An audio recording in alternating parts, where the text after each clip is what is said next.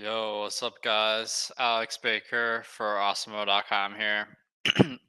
Thought I'd take a second and record my $1 million winning draft here on UnderDog.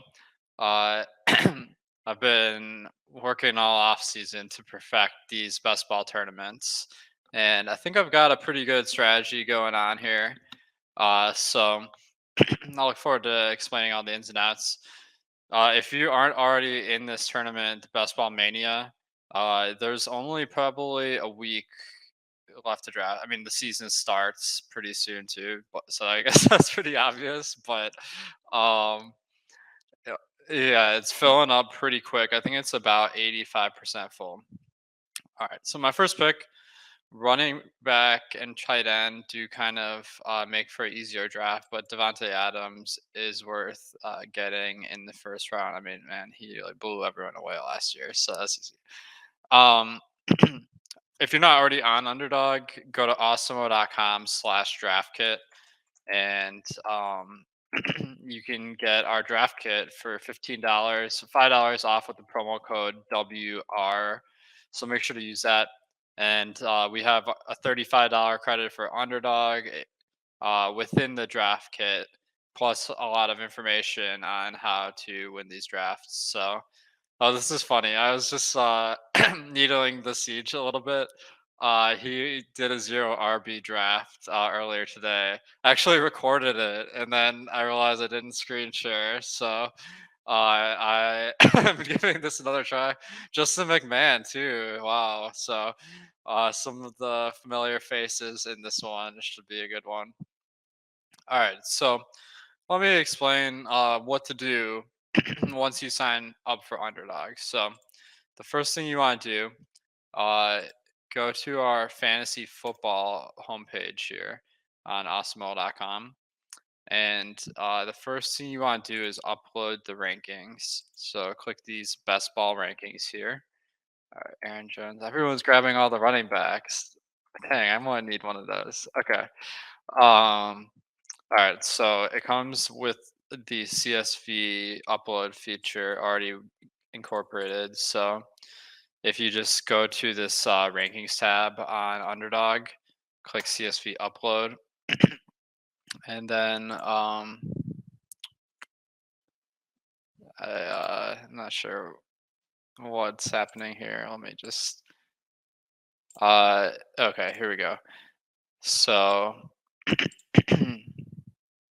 downloaded my Underdog rankings. You just hit upload, hit save, and that'll save you a lot of the legwork to sort your rankings like you might have to on other sites.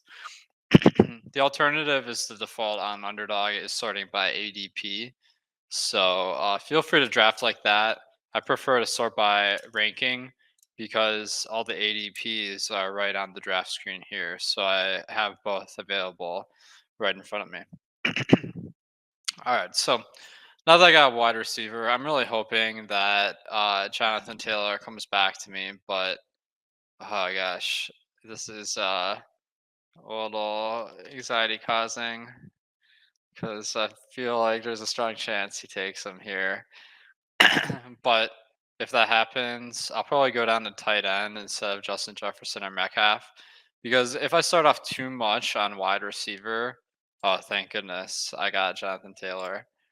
Um, One of my strategies is you got to draft balance at the start of the draft. There's a lot of players from every single position that I'm looking to grab.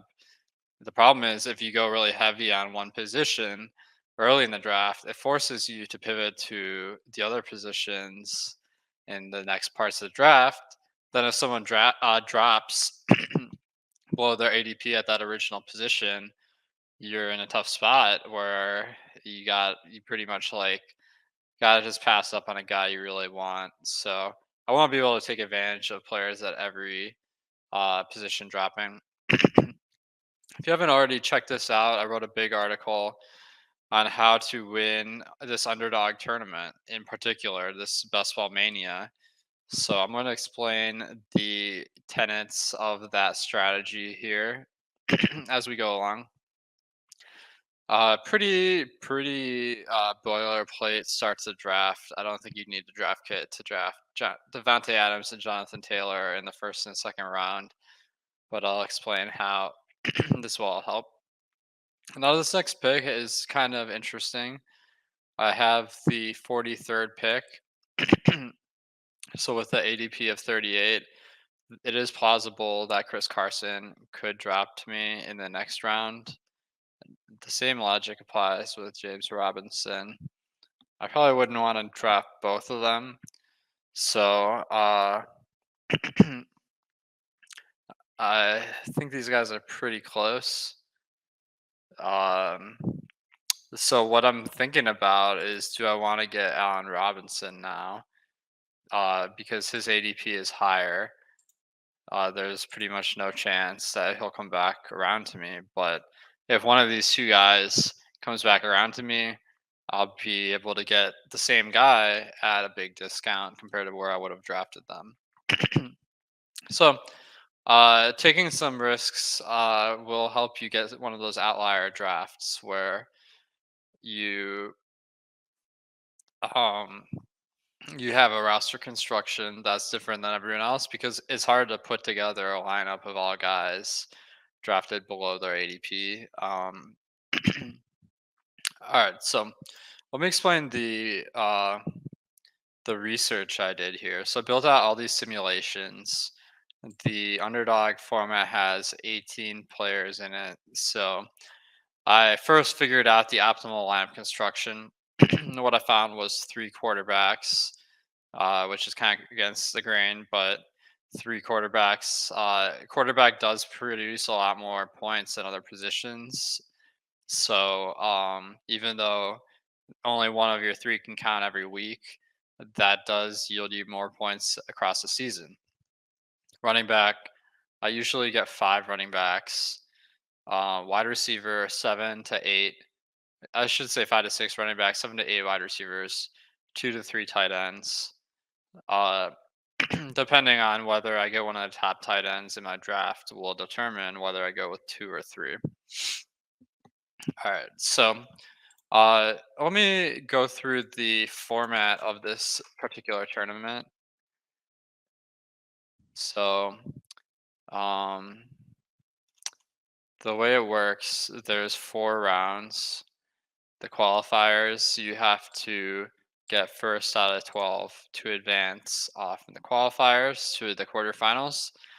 Then you have to get in the top two out of a 18-person league in the quarterfinals. Top one out of 18 in the semifinals, and then the championship has 160 people. And I ran a lot of simulations to figure out exactly how much each round is valuable. So I found that extra point of projection in weeks 1 through 14 is only worth 24 cents out of your $25 entry, where an extra point of projection in weeks 15 through 17 is worth $1 or more, weeks increasing in value. Awesome. So my strategy worked here. I'm able to get one of these running backs that I like uh, way behind where I would have otherwise got them. It's being able to figure out when to let guys drop that really is going to strengthen your lineups overall. Even if I missed out on both guys, I mean, I feel like I have enough running back picks later in the draft that I'd be able to make up for that. So it may be very difficult to go through every player in the schedule, but we've done that already on Awesemo. So that's my playoff adjustment. This tells you how many points above or below uh, their weekly average they're going to get in the playoffs for you. So uh, a good example is Kamara. I have him at 4 in cash and 7 in tournaments. That's because this is kind of a read I made where I'd be worried with Kamara that Taysom Hill gets starts late in the season, especially if Jameis I mean, doesn't perform well, which there's a pretty reasonable chance of, in my estimation. So that's one thing that the other running backs don't really have to worry about is switching from a pass heavy quarterback to a run heavy quarterback. So I've docked him in my tournament rankings for that. Other things are like strength of schedule. A lot of games late in the season have bad weather, but if you get them in a dome, then that's huge for passing production. Or running backs in bad weather games tend to be fine from a rushing standpoint too. So they mainly affect wide receivers and quarterbacks. This is all done on the back end, but if for some reason you had your own projections, you could just simply incorporate these playoff adjustments. And you can also go to our strength of schedule page. Uh, so underdog's half point PPR. So you pull this up, it'll tell you my projection for each player, how it relates to their season averages. And you can see their average playoff projection. So that will help you make some decisions too. All right, so I don't really want Gus Edwards here. First of all, it's a reach, and second of all, I'm already pretty strong at running back, so I feel like Claypool is a solid option.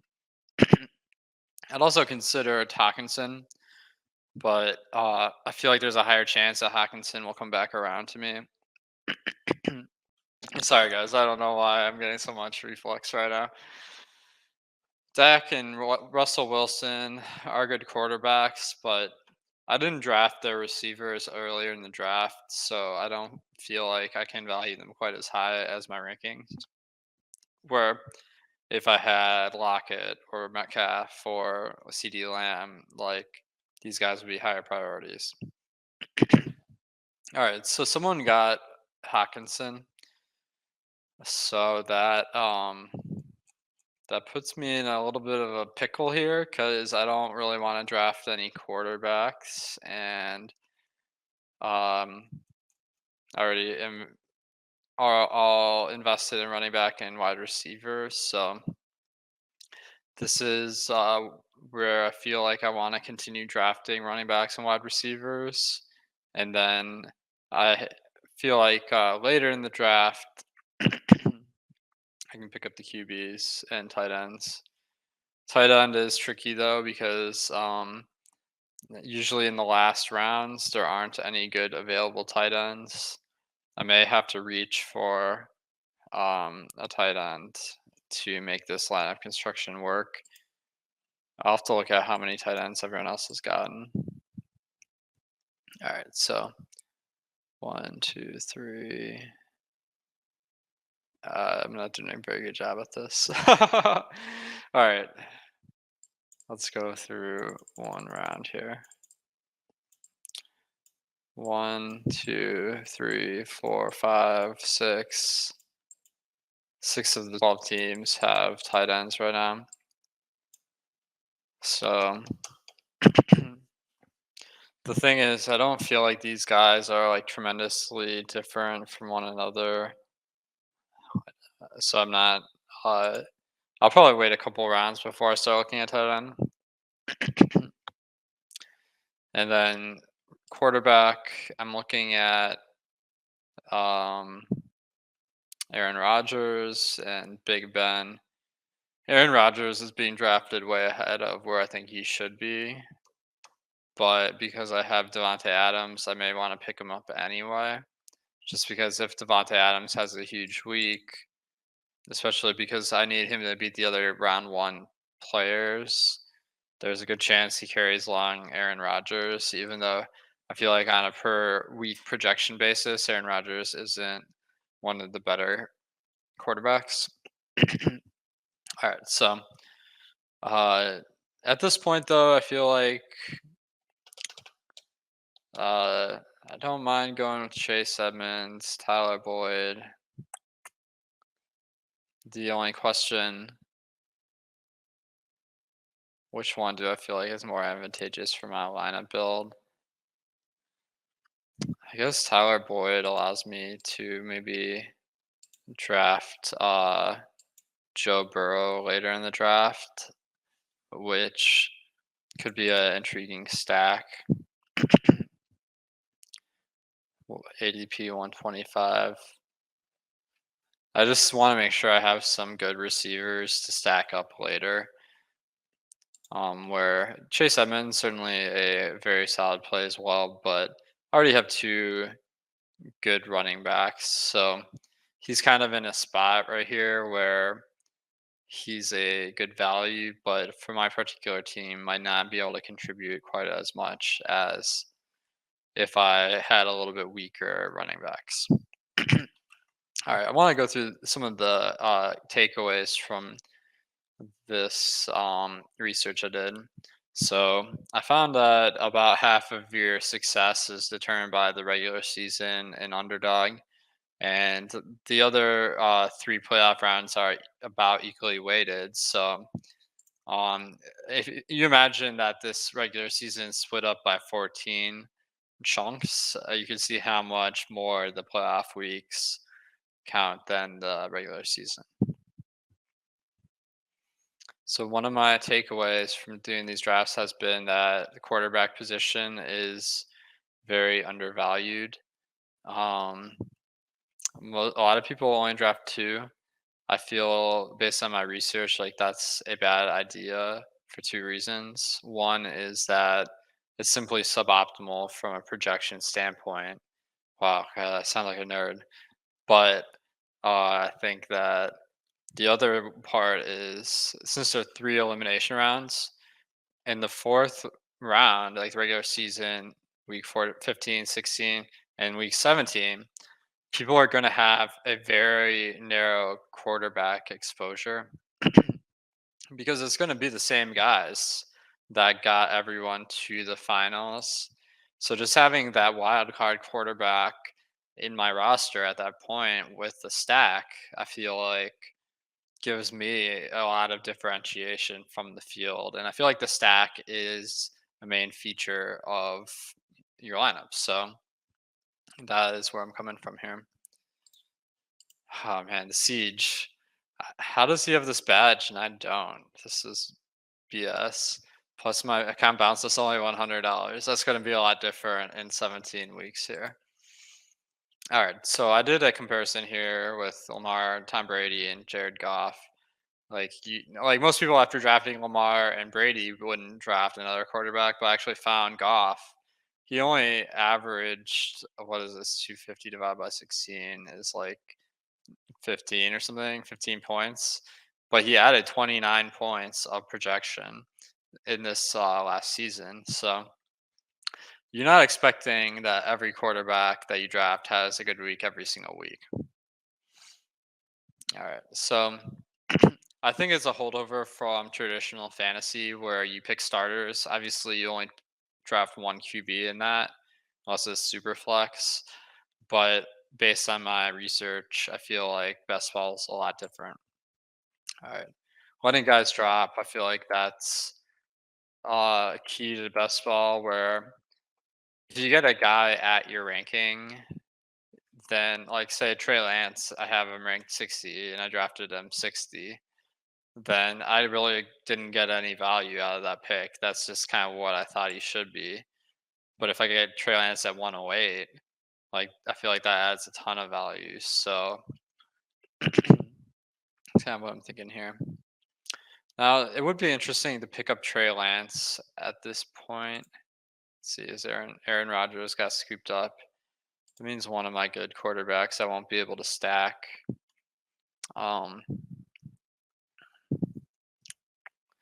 Let me check the ADP of my other quarterbacks that target. I guess I would want Justin Fields. I don't feel like he's as good as Trey Lance, but I have Allen Robinson. There's a world where, oh, looks like Willie grabbed Trey Lance here. Um, I don't feel like there's much incentive for me to grab a QB here, even though I'm weak at that position right now. So I'm going to continue to strengthen some other positions. Even tight end would be a big reach right now. Since I'm really strong at wide receiver so far, I'm going to grab Michael Thomas. I feel like he could. I mean, he's going to be out the first 8 weeks, which is why he has this ADP. But if he assuming he comes back for the end of the season, he is going to have a way better projection than other 93 ADP guys. Um, of course, it's a very risky pick because he may have a tough time recovering from this injury, but that is incorporated into the cost here. All right, so the quarterbacks that I'm looking at are Rogers got scooped up, so I guess I want Fields. The reason I have Fields down a lot is I just don't. I think he'll be good if when he starts for Chicago, but it is less of a good rushing offense in San Francisco, and that's supposed to be his forte. So I'm a little bit hesitant to buy in completely to him. All right, Roethlisberger, he's a late round guy, and then Burrow. Let's see, 125 ADP. So I suppose I could grab Jameis Winston as well. Since I have Michael Thomas, I'd be hoping that he starts in the playoffs. Or I guess I could go with Hertz. He's a guy that I feel like probably is pretty solid without a stack because he does rush at such a high rate. I feel like given that I don't have any quarterbacks so far, that makes a lot of sense. I guess I could pick up maybe Goddard and Ertz later in the draft to stack up to. Ertz ADP seems to be increasing. He's been one of the more popular guys in the media recently, so that's not a surprise. Okay, so I have pick 126. There's a pretty good chance that Goddard comes down to me at that point. And if he doesn't, I have a very solid running quarterback, so I'm not that worried about it. I don't always stack Hurts because I mean he did average like 40 or 50 yards per game running when he started, so I feel like if he has a good week, it could be on the ground. Like there's a lot of running production. So what my observation has been is that if you're waiting until the end of the draft for running back and tight end, there's often not any good picks.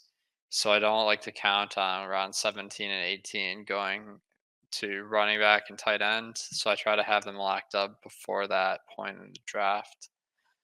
Let me know what you guys think of that in the comments. You guys, if you could hit that like button, I appreciate that. That helps everyone see this video. And if you haven't already subscribed to the channel, just hit that subscribe button and notification bell. All right, so UnderDog being 0.5 PPR does slant more towards rushing, so that's good to keep in mind. So my general recommendation is, I mean, you want best ball projections if you're doing best ball. So I feel like that's one way that our site's really different is these projections have really been tested for best ball. Whereas using traditional fantasy rankings, like I think it won't yield horrible results, but it just won't be optimal for this format. And if you're using my rankings, like you won't have to adjust as much for position, but it's still good to keep in the back of mind. All right. So this is around the point where I'm kind of targeting Joe Burrow. I'm targeting Dallas Goddard. I don't love either one, but if I want to get them both, I need to draft one of them now.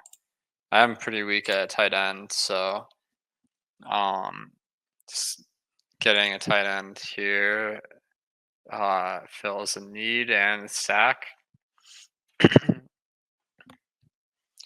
All right, so I'm looking at Joe Burrow if he drops here, or I guess I could get Justin Fields. It'll probably be unlikely that I'll get both. Um, let's see. Justin Fields probably will average more than Joe Burrow once he starts. There's no real guarantee that when that'll happen at this point. So if you draft Trey Lance or Justin Fields, definitely draft three QBs. I think they're pretty solid picks. As long as you and build your line of construction with that in mind. All right, so Joe Burrow just got sniped. So of my players left, I could stack Michael Thomas. I could stack Claypool. Um, Getting Justin Fields at this point, although it's kind of a reach for my rankings, I do feel like it fits this lineup pretty well. I don't mind Justin Fields not stacked too, but because I have Allen Robinson, it would be tough for me to get a late round QB that stacks because the only guy that I have that's going in the late round is Big Ben. And I want to get through.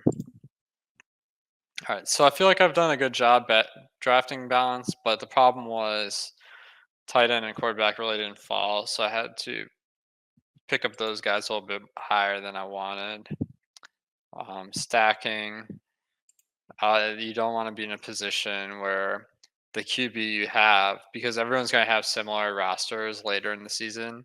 If you have a QB that gets most of his points passing, it may be like very difficult for you to count him in the final without other people having a stronger base than you because they have that receiver that racked up all the passing yards. All right. So, looks like I might go running back at the next pick. Of these three, I feel like Kenny and Drake fits my lineup the best because I have three solid starters, and I need someone with like a boom bust potential to really contribute to the upside of this lineup. So Drake, if Josh Jacobs got injured, could be a fantasy beast. Though maybe I'm a little optimistic since his ADP is 125 and I'm at 139. Uh, we'll see what happens. One thing you want to note about UnderDog is the default sort is by ADP. That means it's less likely for a player to drop. So I don't know if you guys have noticed that. Um, I got a message from one of the guys at work. All right.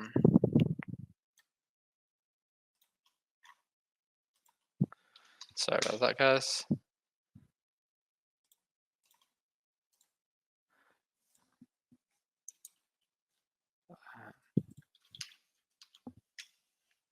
Okay.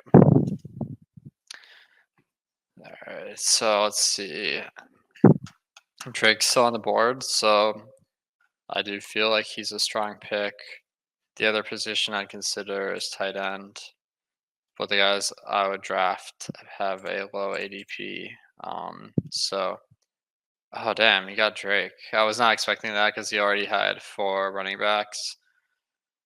Philip Lindsay, that'd be fine. Uh, Tyrell Williams, not anything exciting. I guess I'll get Lindsay. He's supposed to be the starter in Houston. I don't know. uh, that um,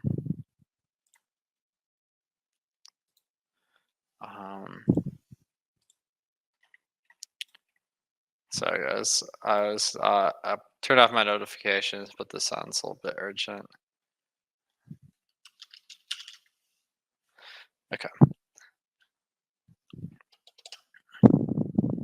Um, so right now I really need tight end, and then my quarterback, I kind of have one in my back pocket here that I don't think anyone's gonna reach for. Although if they had Deontay Johnson, I suppose they could. Um,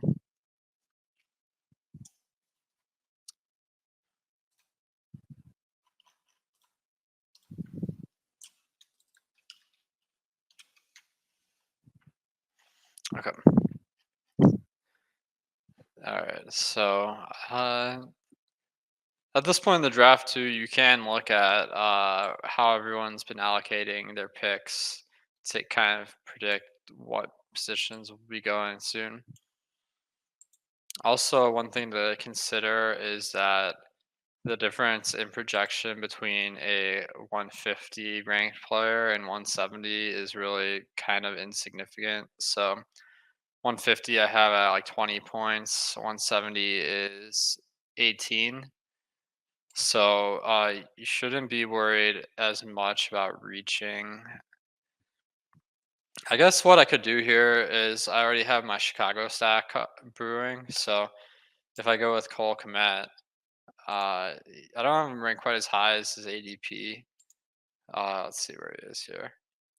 But he is a nice stack target. So I have a 157. I got him at 150.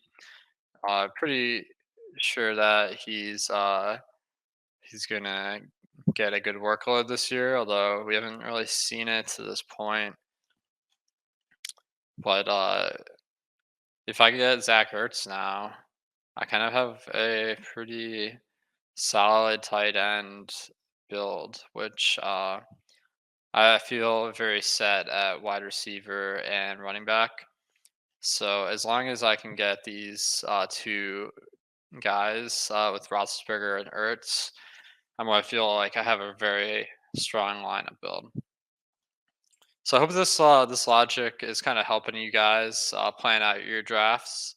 Let me know in the comments if you have any questions. I'll be sure to check and answer anything that you guys have. All right, let me take a look at some of my opponent's builds here. Let's see if I can split this out. Okay. Let's look at Siege, Elliott, Hopkins, Woods, Pitts, Thielen, Beckham. Thielen and Beckham, I'm not huge on, but certainly have good history. I think that first four picks is pretty solid. It looks like he got Wilson. I don't really love Russell Wilson in this lineup because uh, he doesn't have any of the Seattle pieces, and the tough part about getting him late in the draft is that he the good players on Seattle's target are Metcalf and Lockett, and they're already gone by the time Russell Wilson gets drafted. So Myers, Elijah Moore. I feel like these guys. Maybe I'm not in tune with the ADP as much, but it feels like maybe you could have waited on some of these plays. But I don't know. All right, let's look at Justin's. Jones, Chubb, Evans, again, Josh Allen. I don't. All right, so this is where I'm not. Someone grabbed Ertz already. I guess I'll get Ben because I don't really have anyone else I'm dying to pick up. I don't know if I like Allen without Diggs for the same logic. Although Allen might be a little bit easier because you can pick up Emmanuel Sanders later in the draft. Diggs makes up such a large portion of the offense, so that I really want them paired together. But Allen did drop a good amount, and I mean, I guess you would need Chubb to outscore. I guess Aaron. Well, he didn't have an opportunity to draft Diggs anyway. All right, Davis, Jacobs, LT. Yeah, I guess Justin really isn't going after stacks because he got Aaron Rodgers, and I of course have Devontae Adams, so don't really understand what he's trying to do here. I guess he has Aaron Jones, so that's kind of a stack, but feel like there was a better play there. I guess Justin just isn't trying to stack. Maybe he's trying to draft a lot of teams, and it's harder to go through each pick. I'm not sure. Um,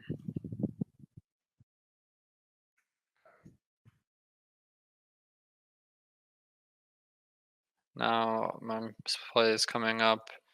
I really only want tight end and wide receiver and maybe one running back here. I don't really care for Hilton in this lineup because I already have Michael Thomas who's out. Hilton's missing the first month of the season, so I feel like I'm hurting my chances by having two guys that are out from the beginning. Where uh, winning my league is a concern in the first round. So um, okay, Hooper. A guy at ADP. I think he's a fine play. Someone I'm kind of optimistic about. This is what I mean about wide receiver or quarterbacks dropping. I have like six quarterbacks at the top of my rankings right now. Um, so I do feel like you can get them way below the rankings I have for them. As I mentioned, my studies have shown quarterback is undervalued by the field. So you want to incorporate that in your draft strategy. I just wasn't able to fully do that because all of my players had QBs with higher ADPs. These guys, for the most part, I guess Tyrod Taylor and Daniel Jones have some rushing upside, while the other guys I would mostly want in a stack. Okay. Okay, so it looks like Randall Cobb's kind of coming up. I don't want him because I already have Devontae Adams. If both of them had big weeks, I'd be in a tough spot potentially with no Aaron Rodgers. And I'm sure a lot of people have that combination. Looks like Justin took care of it for me by drafting Cobb, so I don't have to worry about that. I want to pick up a handcuff here, not a handcuff because I'm not going to have the running back, but a Daryl Williams would make sense because if Clyde Edwards-Helaire goes down, I feel like he's going to be a solid player. Evans might be even better.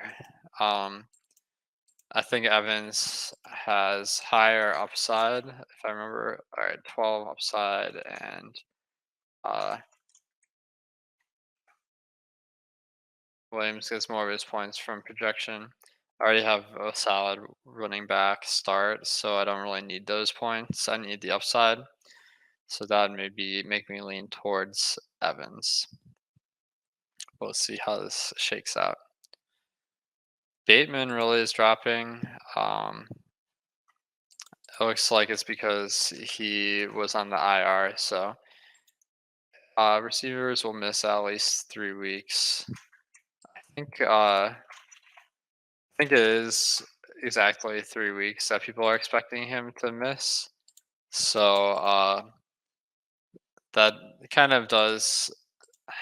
I already have one guy that's starting off on the IR. I don't know if I want to risk having to rely too much on very specific players in the early weeks. So I went with Cephas. He's not a great prospect based on his last year's production, but I feel like he'll have plenty of opportunities in Detroit. So he's a guy that should provide steady production from the beginning of the season, which is what I need at wide receiver since I drafted Michael Thomas. So I'm kind of looking at maybe a handcuff style draft pick. Although I don't really see anyone I'm liking anymore. Like the ones I liked got scooped up.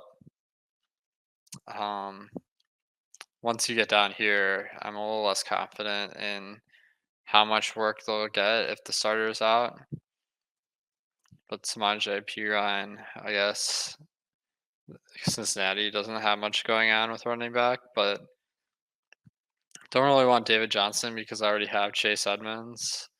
In a cash game, that'd be favorable, but since this is a GPP, not so much.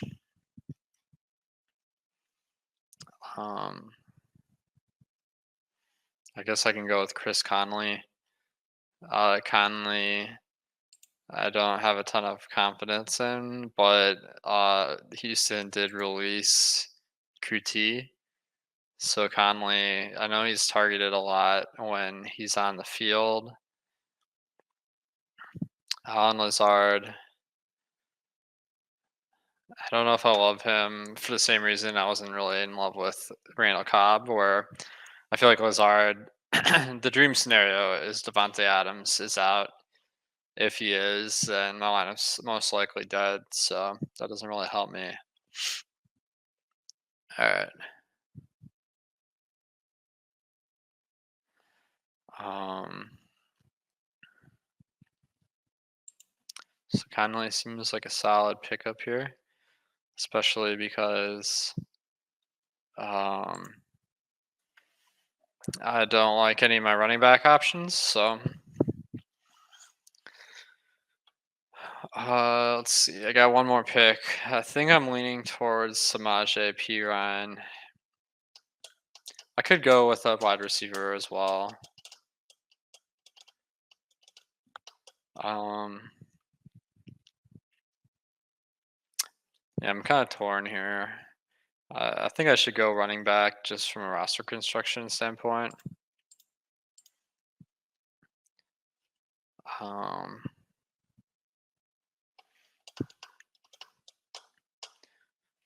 I think he'd have a chance if Cincinnati lost Mixon for the year or something. All right, so I kind of have that in the back of my head here. Penny and David Johnson actually prefer overall, but I have Carson and Lindsay, so they just don't really fit this particular roster. All right, so let's see this. Guys, so I hope this helped you pick up some nuggets for how to win these underdog best ball drafts. And I think this is a pretty good way to invest some money heading into the football season. Hopefully, get a sweat. If you do end up drafting some teams after watching this, let us know. It's always good to hear what you learned from these videos as well. And all right, I don't want to get too ahead of myself. Is Piran gonna drop here? I guess his ADP is 215. That means most time he's not even drafted. So I guess I don't really have a lot to worry about. Ooh, Boston Scott actually stacks up with Hurts, but he's more of a gadget back.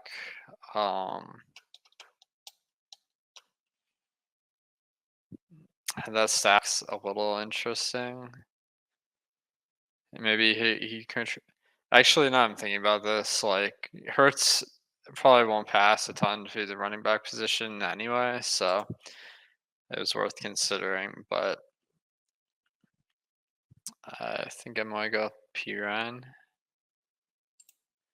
All right, I got my squad here. So, yeah, I think if you take advantage of some of the factors of this contest, where not every week is worth the same amount, and you have a good set of rankings, like our best ball rankings, and uh, use some of the strategy by kind of picking your players at the right moments in the draft. You're going to be in a great spot to win one of these $1 million tournaments on Underdog. So, guys, good luck and thanks for tuning in.